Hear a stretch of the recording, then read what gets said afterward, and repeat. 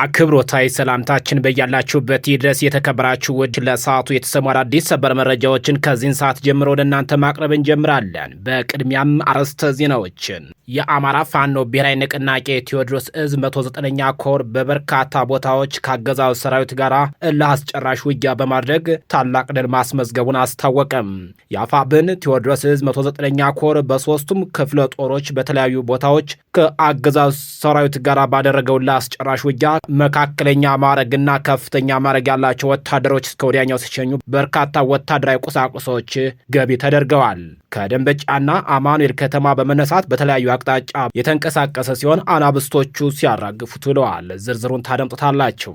6 የአድማ ብትናና የሚኒሻ አባላት ከነሙሉ ትጥቃቸው ፋኖን ተቀላቀሉ። ሚኒሊክ እዝ የ102ኛ ኮር በሶስቱም ክፍለ ጦሮች አዲስና ነባር የክፍለ ጦር ቃኝና የክፍለ ጦር መካናይዝድ ሰልጣኞችን በደማቅ ሁኔታ አስመረቀ።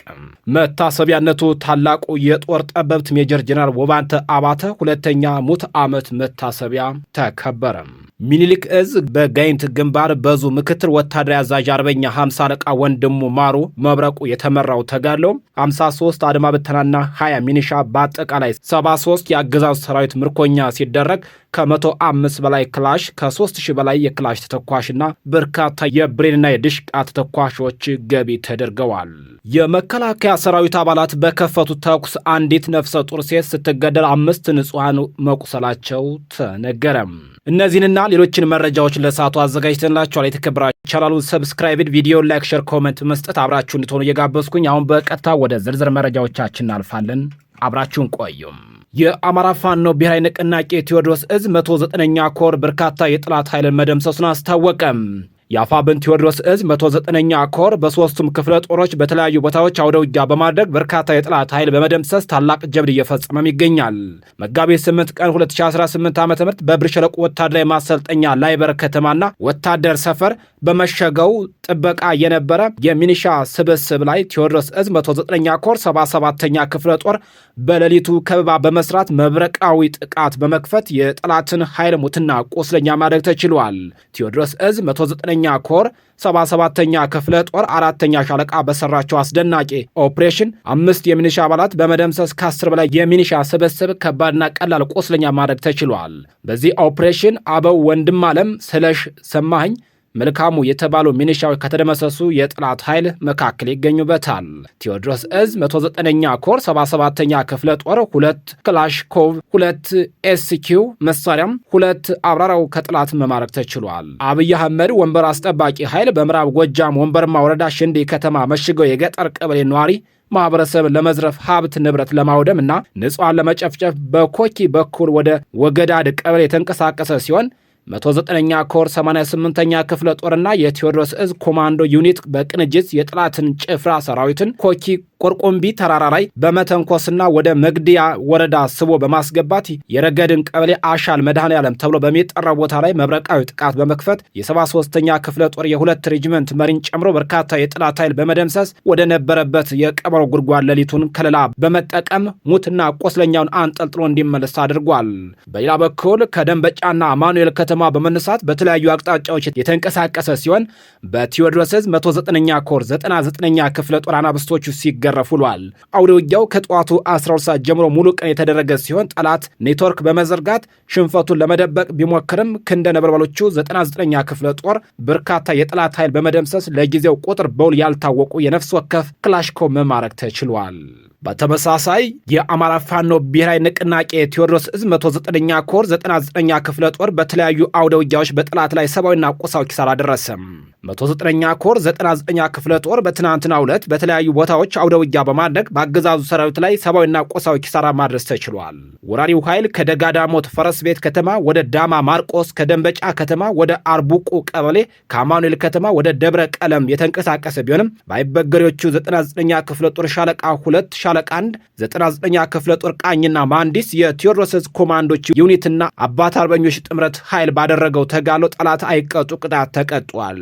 ቴዎድሮስ እዝ 109ኛ ኮር 99ኛ ክፍለ ጦር በትናንትናው ዕለት ባደረገው ላስጨራሽ ተጋድሎ ከ21 በላይ የጥላትን ኃይል የደመሰሰ ሲሆን ከአማኑኤል ከተማ በመነሳት ወደ ደጋ ሰኝን ለመግባት ቋምጦ የነበረው ወራሪ ኃይል በደረሰበት ከፍተኛ ኪሳራ እናቶችና ሕፃናትን የሚታከሙበትን መድኃኒት ከደብረ ቀለም ጤና ጣቢያ በመዝረፍ ቀሪውን የሕክምና ዕቃዎችን በመሰባበርና በማቃጠል እንዲሁም በባጃጅ ስራ ተሰማርተው ቤተሰቦቻቸውን የሚያስተዳድሩ የ5 ወጣት ባጃጆች በማቃጠል ሙትና ቆስለኛውን በአምቡላንስና በአይሱዝ መኪና በመጫን ወደ መጣበት ተመልሷል። 6 የአድማ ብተናና የሚኒሻ አባላት ከነሙሉ ትጥቃቸው ጠርንፎ በመያዝ ፋኖን ተቀላቀሉ። የብልጽግናው ሰራዊት ከየአቅጣጫው እየፈረሰ ሲሆን አርበኛ በለጠ ጠጌን ጨምሮ 6 የሚኒሻ አባልና 2 የአድማ ብተና አባል በድምሩ 8 የአገዛዙ ታጣቂዎች ከነሙሉ ትጥቃቸው ተተኳሽ በመያዝ መጋቢት 8 ቀን 2018 ዓ.ም በአማራ ፋኖ ብሔራዊ ንቅናቄ ምስራቅ አማራ ቀጠና ምኒልክ ዕዝ 102ኛ ኮርን በቀን ተቀላቅለዋል። የ102ኛ ኮርና የክፍለ ጦሩ አመራሮችም የሚኒሻና አድማ ብተና አባላቱን ደማቅ አቀባበል አድርገውላቸዋል። የአማራ ፋኖ ብሔራዊ ንቅናቄ ምስራቅ አማራ ቀጠና ምኒልክ ዕዝ በበፊቱ አደረጃጀት የዞብል አምባ ክፍለ ጦር ቃኝ የነበረ ሲሆን በአሁኑ አደረጃጀት የ12ኛ ክፍለ ጦር ቃኝ የነበረና የ102ኛ ኮር ከ7 ወር በፊት የሰጠውን የመረጃና ደህንነት የከተማ ግዳጅ በማጠናቀቅ ከአገዛዙ ሚኒሻዎች ጋር በመጠርነፍ ከላይ እንደተጠቀሰው 5 የሚኒሻ አባልና 2 የአድማ ብተና አባል በመያዝ ወደ አሃዱ በሰላም ተመልሰዋል። በተጨማሪም አርበኛ በለጠ ጠጌ የአማራ ፋኖ በራያ ቆቦና በቆቦ ከተማ ባንዳን ኢላማ ያደረገ ጥቃቶችን በተሳካ ሁኔታ እንደፈጸሙ በመረጃና ደህንነቱ በኩል ከፍተኛ ሚና ተጫውቷል። በሌላ በኩል ከአገዛዙ ኮብለው ፋኖን የተቀላቀሉ የአድማ ብተና አባሎችና የሚኒሻ አባሎች እንደተናገሩትም ከዚህ በኋላ ከአማራ ፋኖ ጎን በመሆን የበደልነውን ህዝባችንን ነፃ ለማውጣት ዝግጁ ነን ብለዋል። ወደ ሌላው መረጃችን ስናልፍ ምኒልክ ዕዝ 102ኛ ኮር በሶስቱም ክፍለ ጦሮች አዲስና ነባር ክፍለ ጦር ቃኝና የክፍለ ጦሩ መካናይዝድ ሰልጣኞችን በደመቀ ሁኔታ አስመረቀ።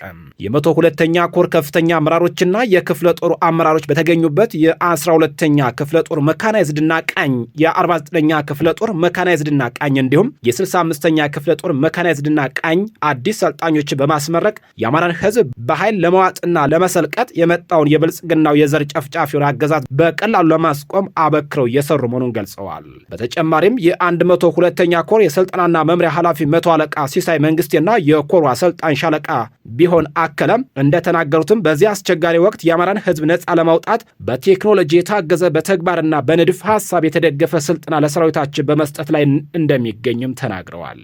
እንዲሁም የ102ኛ ኮር አሰልጣኝ የሆኑት ሻለቃ ቢሆን አከለ በአሁኑ ሰዓት የሰራዊታችን ሞራልና አጠቃላይ ስነልቦና የአብይ አህመድ ጨፍጫፊ አገዛዝ ከአማራ ህዝብ ትከሻ ለማስወገድ በጥሩ ቁመና ላይ እንደሚገኙም ተናግረዋል። በመጨረሻም በጠላት ወረዳ በመጓዝ አዲስ ሰልጣኞችን ያለምንም አሰልጣኝ ድጋፍ የተማሩትን ትምህርት በጠላት ምሽግ ኢላማውን የጠበቀ የሞርተር ጥቃት በመፈጸም ለምረቃ ብቁ መሆናቸውን አስመስክረዋል ብለዋል። ወደ ሌላ መረጃችን ስናልፍ መታሰቢያነቱ ታላቁ የጦር ጠበብት ሜጀር ጀነራል ውባንተ አባተ 2ኛ ሙት ዓመት መታሰቢያ ሆኗል። የአማራ ፋኖ ብሔራዊ ንቅናቄ ጎንደር ጠቅላይ ግዛት ዕዝ 206ኛ ከፍ ያለው ደሴ ኮር ታላቅ ጀብድ ፈጽሟል። የሜጀር ጀነራል ከፍ ያለው ደሴ የእጅ ሥራ የሆነው ግዙፉ ገብርዬ ክፍለ ጦር በአብራኩ ክፋይ አርበኛ ክንድሰው ከፍ ያለው 5 ብርጌዶችን እየመራ አንበሳውን ጋይንት ክፍለ ጦር በአርበኛ አንደበት ክንዳለም 4 ብርጌዶችን እየመራ ጨላ ሜዳ፣ አምባ ማርያም፣ ክታክታ፣ ንፋስ መውጫ ከተማ ላይ ወታደራዊ ጠበብት የተሞላበት የከተማ አውደ ውጊያውን በማድረግ ጠላት ላይ ከፍተኛ ምት በማሳረፍ ሙትና ቆስለኛ ምርኮ በማድረግ ትጥቆን የተረከቡበት ሲሆን ሚኒሊክ ዕዝ ደጋው መብረቅ 202ኛ ኮርና ላስታ ሳምነው 303ኛ ኮር ቀጠናዊ ትስስር በማድረግ ከፍተኛ ድጋፍ አድርገዋል። በዚህ አውደ ውጊያ እስካሁን ገቢ የሆነው የጠላት ምርኮም 3 ዲሽቃ 10 ብሬን 500 በላይ ክላሽኮቭ 65 አብራራው 13 አይኮም የመገናኛ ሬዲዮዎች 1 ኤፌሰር መኪና 5 ፓትሮል መኪኖች ሙሉ የዲሽቃ የክላሽኮቭ እና የብሬን ተተኳሽ ገቢ ሆኗል። ከ100 በላይ የአድማ ብተና አመራርነት አባላት የብልጽግናው ካድሬ አመራሮችና ሚሊሻዎች ሲማረኩ ከፍተኛ ኃይል ደግሞ ሞት ሆኗል። ጉና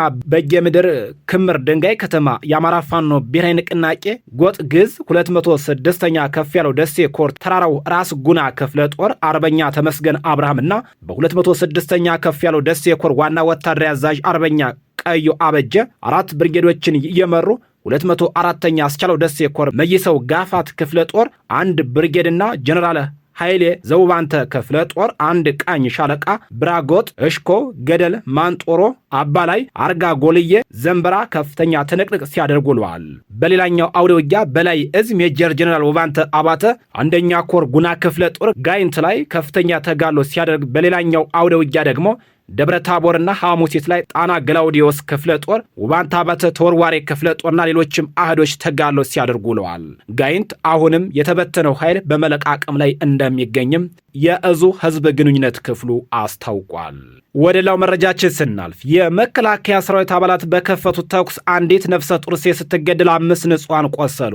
በአፋር ክልል አባላ ከተማ የመከላከያ ሰራዊት አባላት በከፈቱት ድንገተኛ የተኩስ ሩምታ መውለጃ ቀኗ ደርሶ የነበረ አንዲት ነፍሰ ጡር ሴት በአሰቃቂ ሁኔታ መገደሏ ተሰምተዋል። በጥቃቱ ከተገደለች ነፍሰ ጡር ሴት በተጨማሪ 5 ንጹሃኖች በከባድ ሁኔታ የቆሰሉ ሲሆን ህይወታቸው ለማትረፍ ወደ ሕክምና ጣቢያ መውሰዳቸው ታውቋል። ከቁስለኞቹ መካከል 3ቱ ሴቶች ናቸውም ተብሏል። የአብይ አህመድ መንግስት ድሮን በሱዳን ተመቶ ወደቀም። በሱዳን እየተካሄደ በሚገኝ የእርስ በርስ ጦርነት ከሐምዳን ዳጋሎ ጎን ተሰልፎ ሲዋጋ የነበረ የአብይ አህመድ መንግስት ድሮን ተመቶ መውደቁን የመረጃ ምንጮቻችን ገልጸዋል። ድሮኑ ከኢትዮጵያ ተነስቶ በሱዳን አየር ክልል ውስጥ ከገባ በኋላ በሰሜናዊ ኮርዶፋን ግዛት ነው ተመቶ የወደቀው። ሀገሪቱን ወደ ቁልቁለት ይዟት እየነጎደ የሚገኝ ኦህዴድ መራሹ የብልጽግናው መንግስት ንጹሃን ከሚጨፈጭፍበትና የሃይማኖት ተቋማትን ጨምሮ ጤና ጣቢያዎችና ትምህርት ቤቶችን እንዲሁም ሌሎች መሰረተ ልማቶችን ከሚያወድምበት 5 አይነት ድሮኖቹ መካከል ነው በሱዳን ለሐምዳን ዳጋሎ ታጣቂ ኃይል ፈጥኖ ደራሽ ኃይል እገዛ ሲያደርግ ተመቶ የወደቀው። በመጨረሻም የአንትሮፒክ ኤአይ እና በኢራን ላይ እየተካሄደ ያለው ወታደራዊ ዘመቻም አሳሳቢ ሆኗል። በአሜሪካ መንግስት የብሔራዊ ደህንነት ስጋት ተብሎ በይፋ የታገደው አንትሮፒክ ኩባንያ አሜሪካ በኢራን ላይ ለምታካሄደው መጠነ ሰፊ ወታደራዊ ዘመቻ ዋነኛ የጀርባ አጥንት ሆኖ መገኘቱ አነጋጋሪ ሆኗል። የአሜሪካ ጦር በኢራን ላይ ባደረገው ጥቃት የኩባንያው ክላውድ የተባለ የሰው ሰራሽ አስተውሎት ኤአይ ሞዴል በከፍተኛ ደረጃ የተጠቀመበት መሆኑን የዋሽንግተን ፖስት መረጃ አመላክቷል።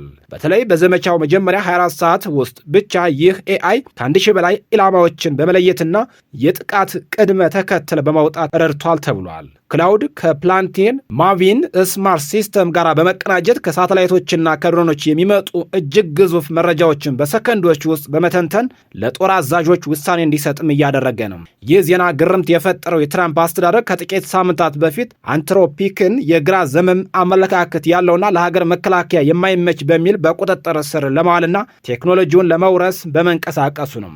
የሀገር መከላከያ ሚኒስትሩ ፒት ሄግሲዝ ኩባንያው በኤአይ ሞዴል ላይ የገነባቸው ጉዳዮች አሜሪካ ወታደራዊ የበላይነት ያደናቅፋሉ በሚል ክስ አቅርቦባቸዋል።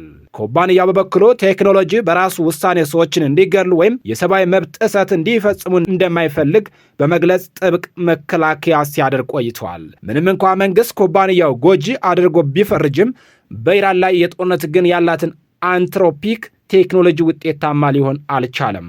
ኦፕን ኤአይ እና ኤለን ማስክ የመንግስት ፍላጎት ለማሟላት ውል ቢፈርሙም የጦር ግንባር መረጃን በመተንተን ረገድ ግን አሁንም የአንትሮፒክ ቴክኖሎጂ የተሻለ ብቃት አሳይቷል።